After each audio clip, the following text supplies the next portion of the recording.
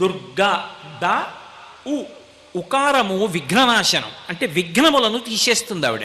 ఏదైనా ఓ కార్యం తలపెట్టగానే అది జరగకుండా అడ్డొచ్చేటటువంటి ప్రతిబంధకాన్ని తీసేస్తుంది.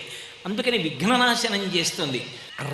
రోగనాశనం, శరీరానికి వచ్చేటటువంటి రోగమును పోగొట్టి ఆ శరీరము ఆరోగ్యంగా ఉండి భగవతిని ఉపాసన చెయ్యడానికి కావలసిన శక్తిని అనుగ్రహిస్తుంది. కాబట్టి గత జన్మలలోనూ ఈ జన్మలోనూ ఇతపూర్వం చేసినటువంటి పాపములు ఏవున్నాయో ఆ పాపములు ఆవిడని అనుగ్రహాన్ని పొందడానికి వెళ్ళేటటువంటి మార్గంలో అడ్డొచ్చి ఆవిడ వైపుకి నడవకుండా అడ్డుపడకుండా తొలగిస్తుంది, పాపములను తొలగిస్తుంది. కాబట్టి అకారము చేత శత్రుభయాన్ని తీసేస్తుంది.